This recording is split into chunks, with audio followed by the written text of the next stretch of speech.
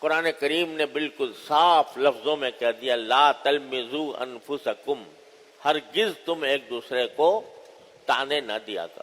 اور دوسری بات یہ فرمائی کہ ولا تنابزوا بالالقاب، اور تم ایک دوسرے کو ایسے القاب سے یاد نہ کیا کرو جو اسے برے لگے. آدمی کا ایک نام ہے جو اس کی پیدائش کے وقت میں اس کے ماں باپ نے رکھا، آپ اس نام کو چھوڑ کر اسے ایک ایسے لقب سے پکارتے ہیں کہ جو اس کے لیے دل آزاری کا باعث ہے، جس سے اس کی توہین ہوتی ہے. تو یہ اللہ تبارک و تعالی نے فرمایا کہ ایسے الفاظ سے ایک دوسرے کو برے الفاظ سے یاد نہ کیا. جیسے مثلا کوئی آدمی اس کے پاؤں میں لنگ ہے، آپ اس کو لنگڑے کہہ کر پکارتے ہیں، لنگڑا، وہ لنگڑے. وہ بعض اوقات خاص طور پر جو ہمارے ماتحت ہوتے ہیں یا مزدور ہوتے ہیں تو وہ بیچارے ان کے اندر اگر کوئی نقص ہے، کوئی لنگڑا ہے، کوئی کانا ہے، کوئی اندھا ہے، اگر اس کو لنگڑا کہہ کر آپ پکاریں گے یا اندھا کہہ کر پکاریں گے یا کانا کہہ کر پکاریں گے تو اس کا اصل نام چھوڑ کر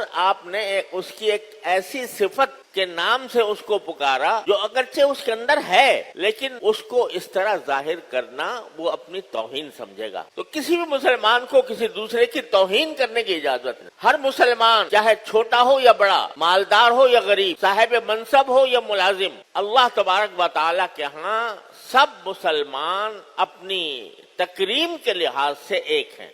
یعنی وہ شخص جو دیکھنے میں آپ کو بہت پھٹا پرانا لباس پہنے ہوئے میل کچیل میں نظر آ رہا ہے، اس کی بھی تکریم، انسان کی تکریم فرض ہے. اور وَلَقَدْ كَرَّمْنَا بَنِي آدم، قرآن کریم فرماتا ہے کہ ہم نے آدم کے بیٹوں کو عزت عطا، تکریم کی ہے ان کے اندر. اور یہاں پر مسلمانوں کی بھی تخصیص نہیں کی بلکہ کہا آدم کے سارے بیٹوں کی تکریم ہے، لہذا ایک کافر کی بھی تکریم ہے. بے شک اس کے ساتھ اگر جہاد ہو رہا ہو تو ٹھیک ہے، جہاد کرنا جہاں ضرورت ہوتی ہے اللہ تعالیٰ کے حکم کے مطابق جہاد کیا جاتا ہے، وہاں جان بھی لے لی جاتی ہے. لیکن جان لینے کے باوجود فرمایا لا تمثلوا، اس کا مسئلہ نہ کرنا. مسئلہ کے معنی کیا کہ اس کے اعضاء کاٹ کے الگ الگ کر دو، ناک کاٹ دو، کان کاٹ دو. اس کی کافروں کے ساتھ جن سے جہاد ہو رہا ہے، جن سے لڑائی ہو رہی ہے، ان کے بارے میں بھی یہ حکم دیا گیا کہ وہ قابل تکریم ہے. تو اس کے کرامت، جو انسانی کرامت ہے، انسانی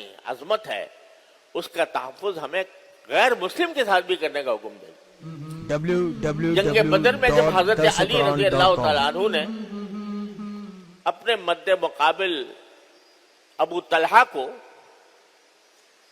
قتل کیا، 3 آدمی آئے تھے مقابلہ کرنے کے لیے، تو اس میں حضرت علی رضی اللہ تعالیٰ عنہ کے مقابل آیا تھا ابو طلحہ، جو بڑا نامور پہلوان کہلاتا تھا، بڑا نامور بہادر شخص تھا.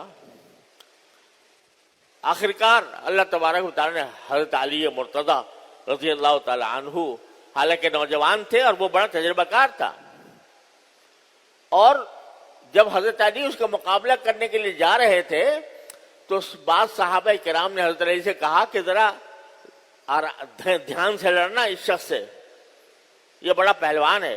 یا پہلوان سے مراد یہ کہ بہت بڑا بہادر ہے، اور تم نوجوان ہو، یہ تجربہ کار ہے. حضرت علی کا اللہ پر بھروسہ ہے. چنانچہ حضرت علی رضی اللہ تعالیٰ عنہ نے اس کے جب مقابلہ ہوا تو مقابلے میں حضرت علی رضی اللہ تعالیٰ عنہ کی تلوار نے اس کا سر، اس کے گردن کاٹ ڈالی اور زمین پر اس بری طرح گرا کہ اس کا لباس اس کے شرمگاہ سے اس کا لباس اترنے لگا. حضرت علی رضی اللہ تعالیٰ عنہ نے اس کا لباس اس کو پہنا کر اس کو ڈھکا اور کہا کہ ہم اسلام میں ہمیں اپنے مقابل کی بھی عزت کرنی ہے، لہذا اس کو ہم ننگا چھوڑ کے نہیں جائیں گے. تو ایک مسلمان جب ایک کافر کی تکریم ہے انسان ہونے کے ناطے، تو ایک مسلمان کی تکریم تو کتنی زیادہ ہوگی. لہذا ہر مسلمان کے ذمہ واجب ہے، فرض ہے کہ ہر دوسرے مسلمان کی تکریم کرے. تکریم کے معنی عزت کرے.